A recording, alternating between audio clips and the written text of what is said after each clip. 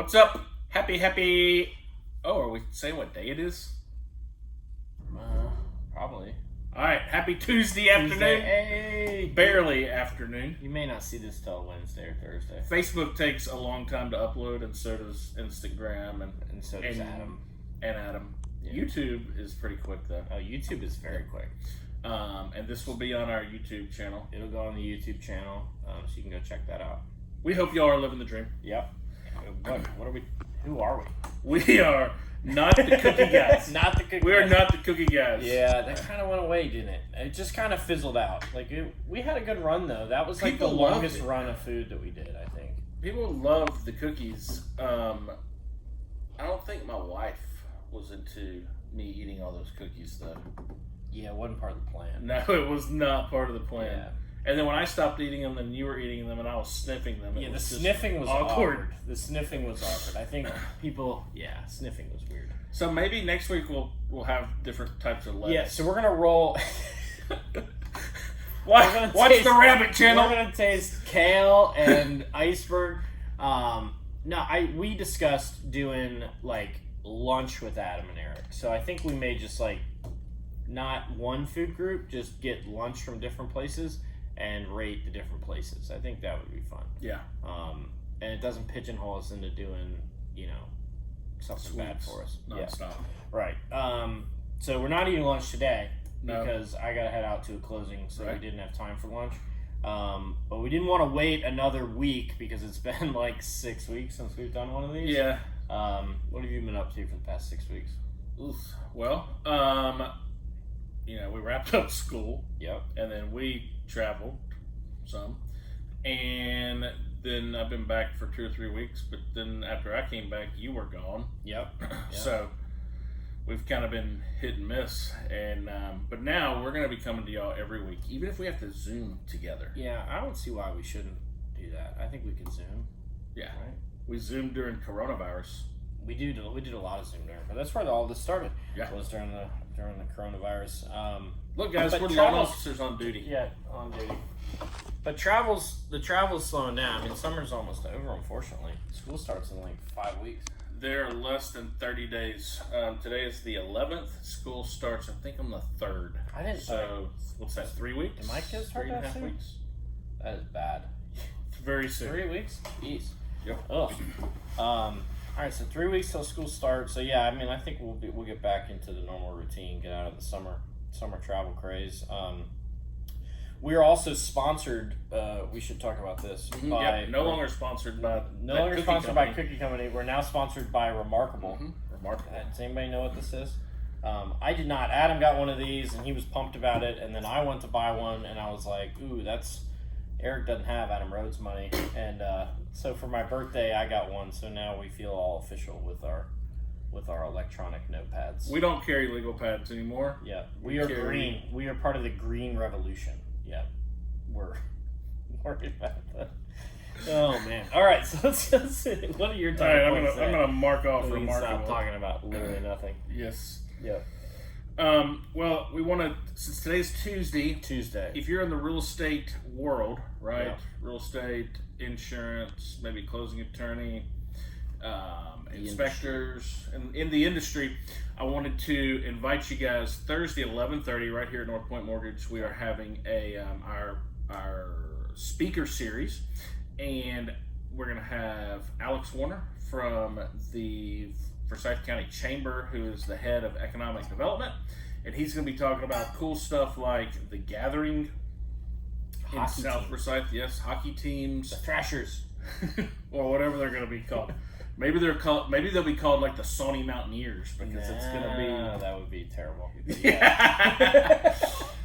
We're going to have Alex from the Chamber, all things economic development here in North Georgia. And then on the backside of that same event, we're going to have 2 awesome state legislators to talk about what's going on in the what happened in the Gold Dome last session, and then what you can look forward to in the next session. So if you're in the real estate world, or even if you're not, you just want to come at 11:30 on Thursday the 13th, then come on over here and have lunch with us and enjoy some cool speakers. Yeah, I think the speakers would be good. If a hockey team did come, how many games a season would you go to? 2. 2? You think you go to 2? I've never been to Truist Park. You've never. Well, that's because you don't go south of Exit 12. exit And 12. this might move my exit 12 down to whatever exit it is. So Was that going to be go 11 south or of- 10 or something? Yeah, 11 and a half. 11. I mean, I think it'd be interesting to get a professional sports team up this direction. Just be curious if they can support it. I mean, clearly the Braves kind of did that. They moved to the North Metro, and that's worked out really well for them. Yeah. To be interesting. When growing up, we went to a decent number of Thrashers games, and live hockey is phenomenal. Yeah, it's fun. So it would be great to have it back in Atlanta, and hopefully it could support it. You know, I think a lot of that comes down to the ownership group they find. I remember one time seeing, was it the Gladiators? So the Gladiators are still around, and so that's like it's a feeder minor team. league? Yeah, it's like minor league feeder team, and those games are apparently really fun, and they play at the Gwinnett Center, I believe.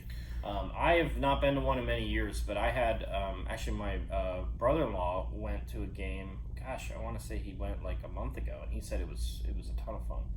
I went to one probably when I was in high school, and then they had this like 15-foot tall inflatable gladiator, and he would get up in the stands and he would run down and slam himself against the glass.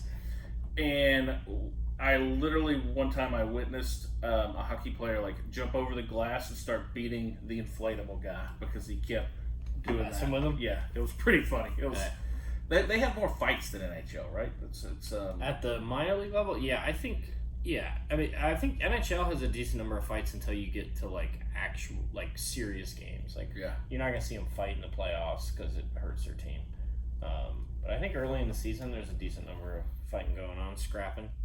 But yeah, that'd be cool. So come out and check that out and get that update. Yeah, come on, man, that really went down the rabbit Yeah. hole, didn't it? All Well, right. you start talking about sports, I get excited. 11:30 on Thursday, the Yep. 13th. 13th. North Point Mortgage. Yep. Hopefully you're seeing this by then. All right, what's going on economic wise? All right.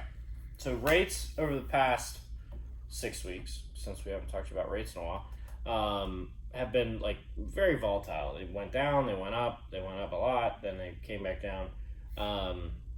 It's all tied to unemployment. It's all tied to inflation. Inflation's easing, which is good news, and I would have expected rates to be lower by now, but they're just not seeing any movement on unemployment, and it has now become pretty clear that the Fed and Jerome Powell are not going to stop raising rates until they see a significant move in unemployment. They want, for lack of a better put it, I think they want a recession. They quit using that soft landing term, if you notice. Like the whole first quarter, it was like soft landing, soft landing, soft landing. Like Yeah. no one's using soft landing anymore. So they're literally trying to crash the plane. Yep. And so I think that's what they're going to continue to do. So the Fed meets on July 26th, and it's widely expected that they're going to raise rates. It's just a matter of whether it's a half a point or a quarter point.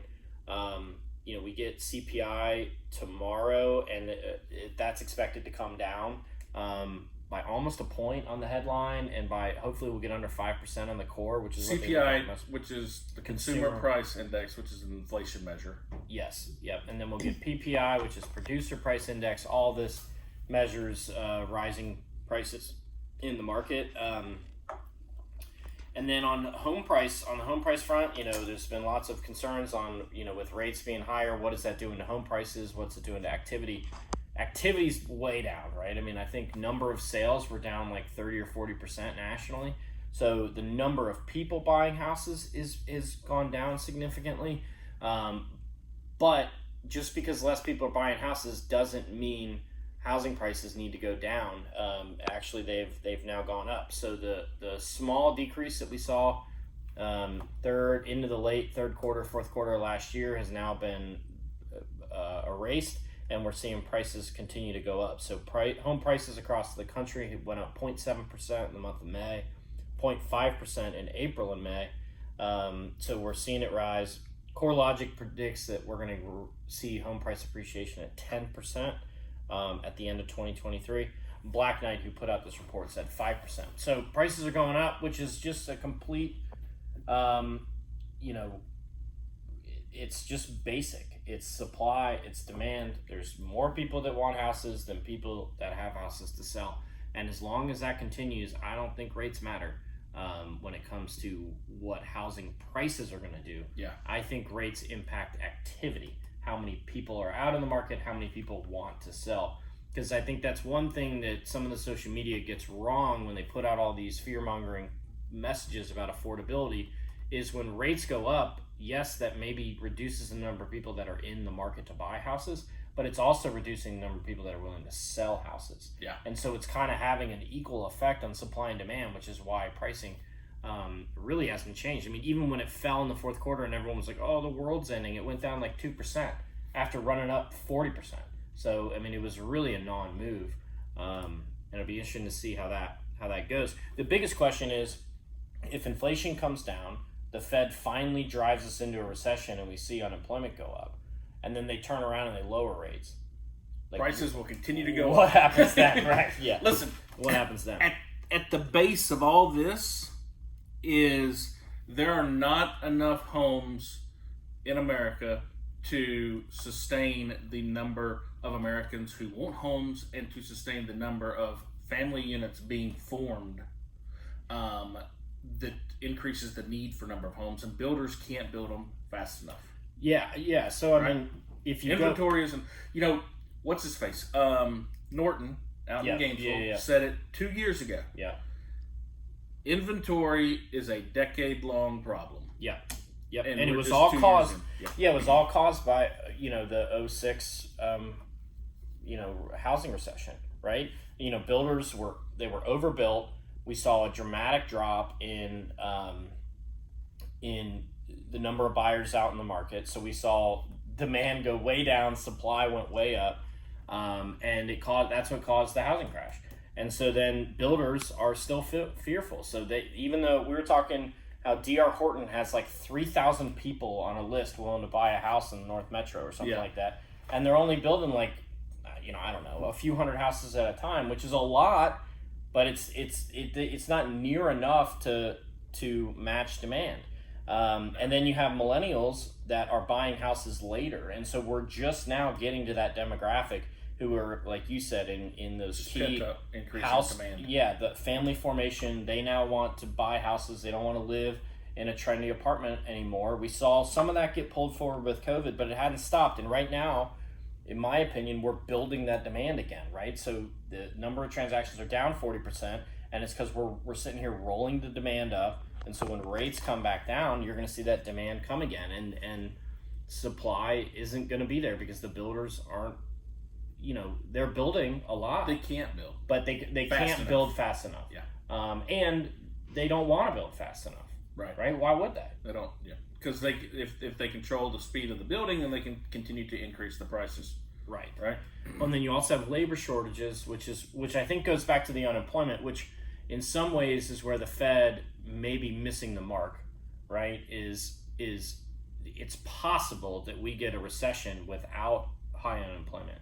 I think that would only be the second time that's ever happened, or could possibly be the first time. I don't know, but the unemployment is kind of the tricky part here, because on the lower end of the labor spectrum, construction workers, service industry like waiters, bartenders, people that work in hotels, they are still that market is still tight. They cannot find enough people. Right. And it's because a lot of those people left the industries during COVID and they got new skills and different skills and went and worked different jobs. Yeah.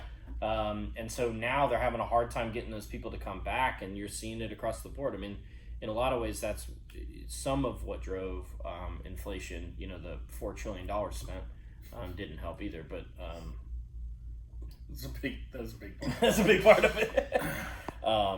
So anyways, I mean, I think on the home price front, I just don't see it going. I mean, if rates could continue to rise, but we've hit this like weird plateau, and it's a big range, right? But I mean, I suppose since like March, we've been in this like high 5s to low 7s, and I know it's like, well, Eric, that's like a point and a half, but it's we see it go up, and anytime we get above 7, it's like mortgage applications just die off a cliff.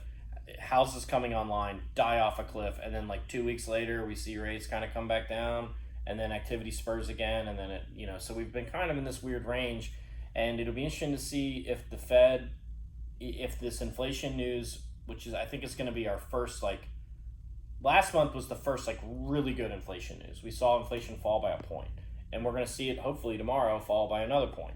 And if that takes hold, and then if the Fed gets a little less, just head banging on trying to drive us into a recession, then I think we'll see rates ease hopefully into the fourth quarter, and it'll be interesting to see what that does to everything.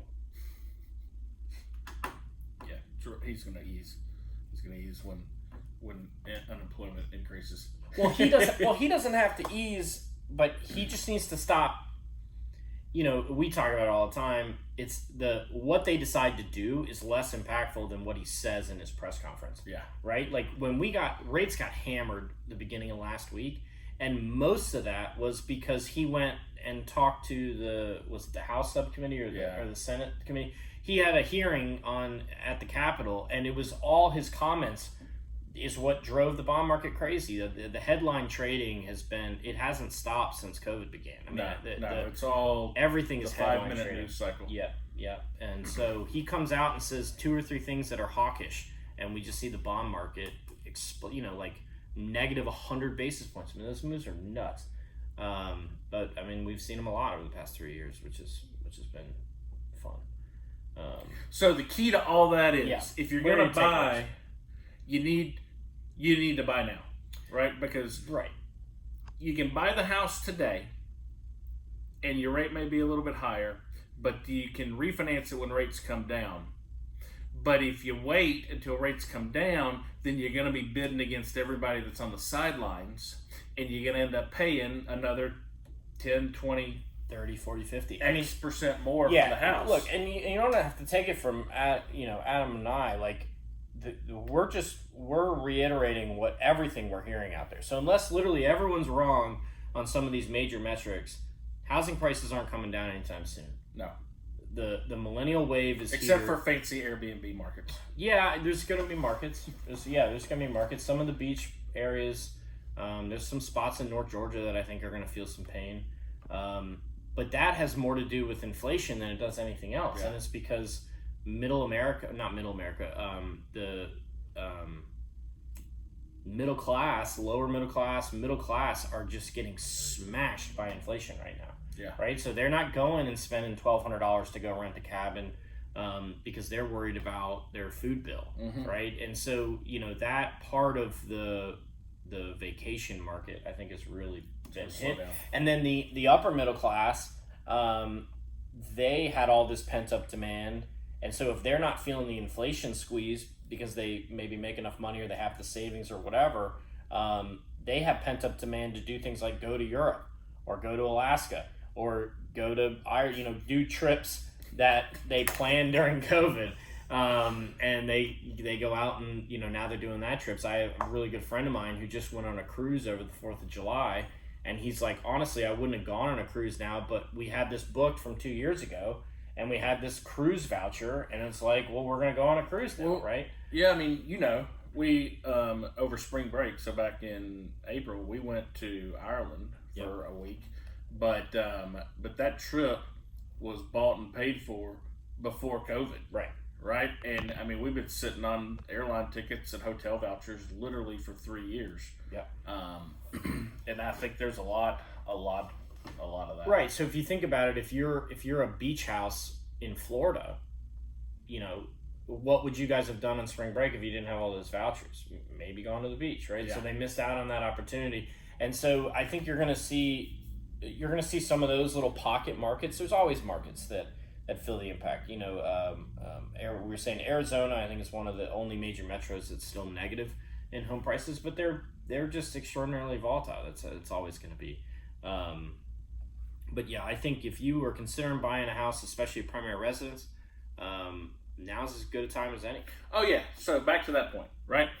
So you need to buy now, and you can refinance it when rates come down, so that you're not paying 30 or 40% more for the house when you're competing with everybody else when they get off the sidelines. Right. That's And you can negotiate now, Yeah. right? I mean, just compared to last year, like you're not seeing it in the actual price of the house, but I mean, we're consistently seeing sellers paying $5, $6, $7, $10,000 in closing costs.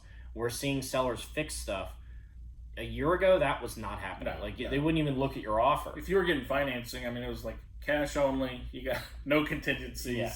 Or ultra clean financing. So, and then if rates go back down into the low fives, it's going to be here again, in my opinion. I'm with you, Yep. 100%. So Anyway. recession? Yes? No? I mean, I don't see how we don't go into recession. I mean, I would say the fourth quarter, but I feel like it's been this like looming, and they're not going to say we're in a recession without some impactful move in unemployment.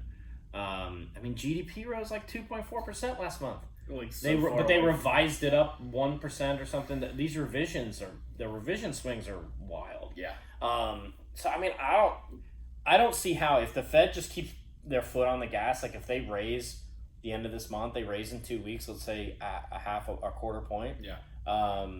And then they raise again next month a quarter point, and then they decide to pause for 2 months.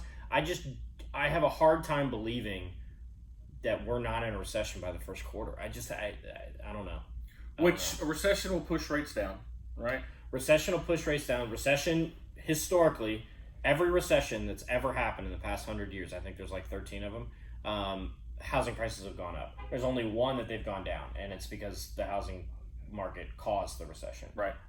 But every other time we go into recession, housing prices do fine. Housing is obviously go up, impacted by inflation. Rates go down. Right. Yeah. So, we could see rates come down. And then it's also important to point out that just because the economy goes into recession doesn't mean you have to go into a recession, right? Like, every industry is going to be a little bit different. There's a heavy argument with the 40% drop in real estate activity that if you are in the real estate industry, like if you're watching this video and in our sphere, you may have been in a personal recession for the past 6 to 8 months, right? Because if you're a real estate agent or an insurance agent or a loan officer, your volumes are definitely down. There's just no way to kind of look at that any other way. But that's also the part of the cycle, right? I mean, they were also way up for the past 2 years. So, I mean, hopefully, that sustains you. But I think all in all, it's good stuff. Hopefully the Fed uses some common sense at some point. I'm just concerned that they're going to push so far so fast, and then they're going to try to correct it. And we're just like, the Fed exists to try to stop the boom bust, and recently it just seems like they create it. Yeah, they're going to cause it. Yeah. And they're going to bust it, too.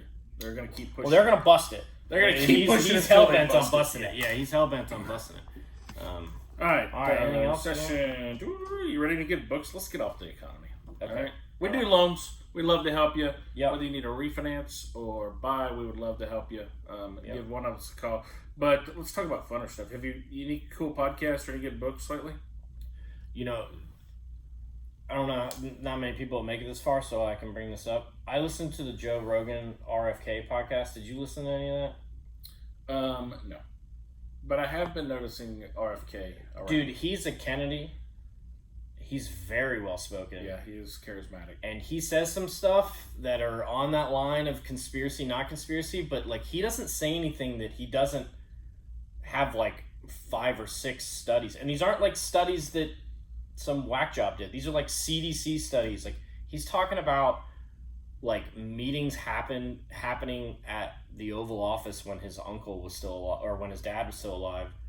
He's talking about stuff that happened when before his uncle got assassinated, and like I don't know. I don't think he's going to get the opportunity to actually run on the national stage, but I mean he's a Democrat. He's an interesting guy. I mean, I took a lot of that was an interesting podcast, and I really enjoyed it. And then regardless of your affiliation, you should listen to it. Yeah, I think it's worth listening to, regardless of whether you agree with the guy or not on any of it. He's got an interesting perspective, and he's not just BSing. He definitely has at least an opinion on one side, and he's willing to hear the other side. So that was fun. I enjoyed that. And then I'm reading a book on wellness right now by a guy by the name of Peter Attia. Once I finish it, it's long. It's very long. It's like 1,500 pages. But it's all about like personal wellness and your metabolic health, and And I'm trying to make sure I live for another 40 years. So I'll report back once I finish that. All right. 1,500 pages about your metabolic wellness. I'm listening to it. Yeah, I mean, he talks about the 4 horsemen, like heart disease, cancer, diabetes, and the memory diseases, so dementia and Alzheimer's. He talks about those 4 and how, in his opinion, and again, I'm not all the way through it yet, in his opinion, it all leads back to your metabolic health. So, what you're putting in your body, what you're eating, your activity levels, your vitamin levels, the whole book surrounds. He thinks he was a cancer surgeon for many years, and then he left the industry because he said he couldn't mentally take the fact that what he's about to say is, he says right now we have healthcare 2.0, which is basically like 1.0 was when they founded antibiotics and penicillin and huge strides, and then 2.0 was modern surgery and all the ways we can treat diseases is phenomenal. He said the problem is we don't actually try to figure out how do we keep Adam from getting colon cancer. We're really good at, you got colon cancer and this is what we're going to do to fix you. We've gotten pretty good at that. But but why did you get it in the first place? And was there anything you could have done over the past 15 years to try to prevent that, and then try to educate people on, how do you try to lower your risk of Alzheimer's disease 50 years from now? So it's been an interesting book. What's it called? I'll have to look it up. It's I don't know. I'll look it up. I'll report back next week. All right, next week. I just read a book by a guy named Tim Kennedy. Tim Kennedy, and it was called Scars and Stripes. Scars and Stripes. Yes. Okay. Yeah, I know this one. And it was really good. He's a special forces, or former special forces, former MMA fighter. He's an interesting guy. It was really, his story is pretty inspirational. It was a good story. Good book. I would encourage you to read it, and pertinent. I mean, it comes up all the way to, you must have written it in the last 6 or 8 months, because it pulls all the way, geopolitical events into the last year. So it's Scars and Stripes by Tim. Scars and Stripes. I'm thinking Stars and Stripes down the street. Scars and Stripes by Tim Kennedy. Check it out. Cool. Any other cool stuff? We tried to go to a City Center concert last Friday. Ooh. If you haven't been to the City Center in Cumming, you need to go. I mean, it's cool. Especially an event there. They had 3,500 people. That's there. Wild. Where did they all park? I guess that parking deck holds a lot of people? Or were people There's a couple of, there's 4 different places to park, and they were on the side of the street. This is probably the biggest event they had there. And then 2 minutes before the concert, the monsoon season began, and it was chaos. But the city did a great job with that venue. I'm sure they'll reschedule the event. It'll be awesome, but it was really cool. We had a blast, even though we got soaked. And I think July afternoon anything is just 50-50. Yeah, it's like living in Florida. It's going to rain every day. It's just when and how much. Yeah. All right. So if you've made it this far, golly, we're probably 25 minutes. Yeah, this is a long one. If you tell us the name of the book that I just mentioned, then not the name of the bowling alley. No, not the bowling alley. The book. Then we will give you a copy of that book. Adam will give you a copy of the book, along with another really cool price. Perfect. So put that comment down below. We will see you next week. Any last thoughts? It'll be shorter next week. This is 6 weeks to catch up. Yeah, it was a lot of catching up. All right. Keep living the dream. See ya.